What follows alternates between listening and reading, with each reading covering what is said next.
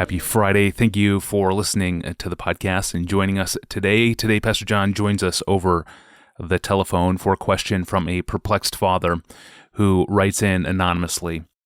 Pastor John, my adult son wants to get a divorce from his wife. They have been married for 2 years and have a 1-year-old son and a newborn baby girl of 10 days old. I'm totally perplexed by the timing. I don't understand why he feels unhappy, but he claims he is no longer in love with his wife anymore. What would you say to someone who has, quote, fallen out of love with their spouse, and why is that no grounds for divorce? Well, what I would say to them face to face would depend partly on their demeanor, but I don't have him face to face, and so I'm just going to say what I think he probably needs to hear. Whether I would say it exactly like this, I don't know, but here we go. We would be naive, I think, to suppose that people, young or old, our own children or those of others, will act on the basis of reason and biblical truth when it comes to justifying divorce. I would guess that 95 cases out of 100 people do what they want to do and then find reasons to do it, especially those who claim to believe the Bible, find biblical reasons to do it. They just know what they're going to do. They want to do it, they do it. So we should be realistic as we talk to people, and we should pray. I think that's the greatest realism. Pray and fast that God would do what our biblical arguments and reasonings by themselves could never do. But having said that, I totally believe in speaking the truth in love, because it's God's way. It's God's design that people should know the truth, and the truth would set them free. And that context is free from sin, like leaving your wife.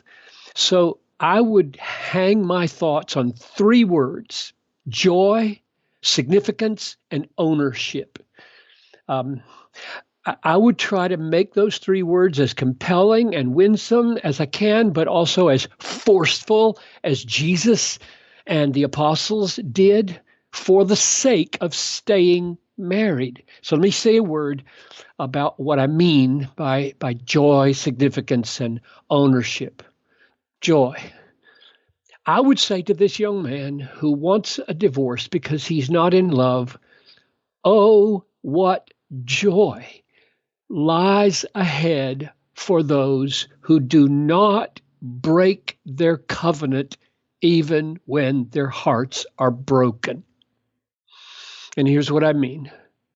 I believe that most couples who stay married for 50 or 60 years fall in and out of love numerous times.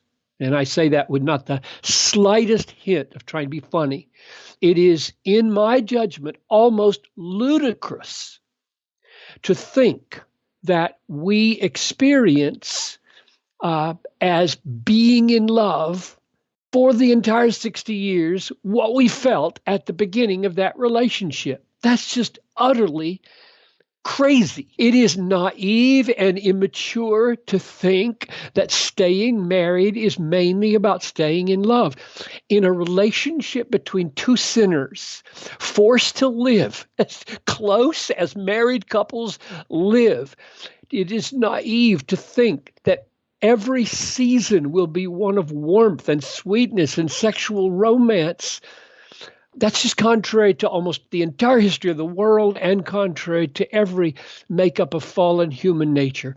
Staying married is not first about staying in love. It's about covenant keeping, promise keeping, being a man and woman of your word, a man and woman who keep the vows to be committed for better or for worse, a man and a woman of character. That's what it's about. This covenant keeping relates to being in love. Let me get this, because I thought about how to say this. This covenant keeping relates to being in love the way gardening in the fall relates to roses in the spring. This is why I said a minute ago, oh, what joy lies ahead for those who do not break their covenant even when their hearts are broken. The modern world of self-centeredness and self-exaltation and self-expression has taken the normal 50-year process of falling in and out of love and turned it into a 50-year process of multiple divorces and remarriages. That pattern has not and will not bear the fruit of joy. It leaves a trail of misery in the soul and misery along the generations. Marriage is the hardest relationship to stay in, and the one that promises glorious, unique, durable joys for those who have the character to keep their covenant. So that's what I mean by joy. Now, here's what I mean by significance.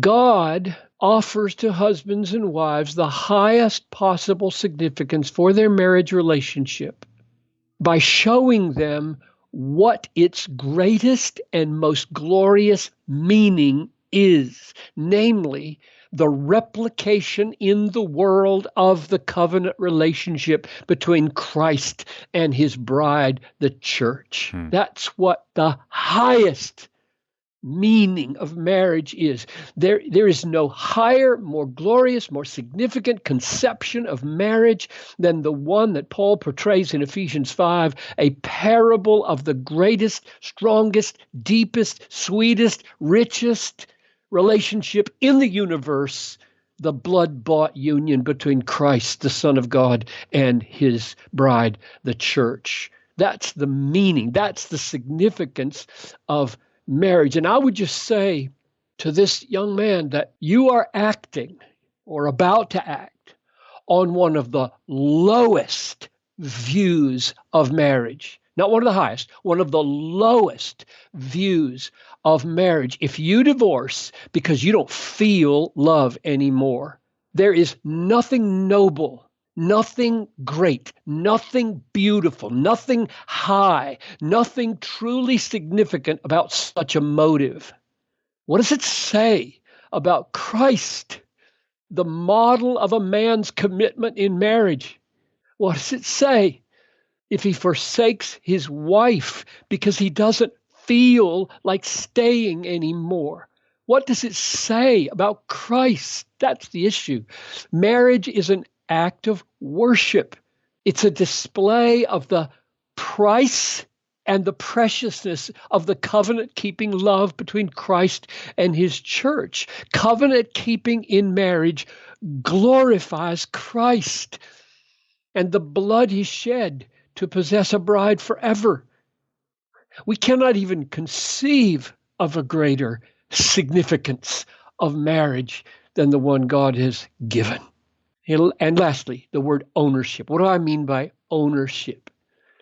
What I mean by ownership is that the union between a man and a woman isn't theirs to break. They didn't create it. They can't break it.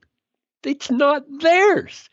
Jesus said, what therefore God has joined together, let not man separate. It's another sign of the man-centeredness and contemporary self-centeredness of Christianity that a young couple would have the mindset that they created the union called marriage and therefore they can break it. They didn't create it. They can't break it. God made it. God breaks it with death. Or, as I think Paul would say, you are free to break your marriage covenant when Christ breaks his covenant with his bride. So, for the sake of maximum long-term joy, and for the sake of the deepest and highest significance, and for the sake of the maker and owner of your union, keep your covenant.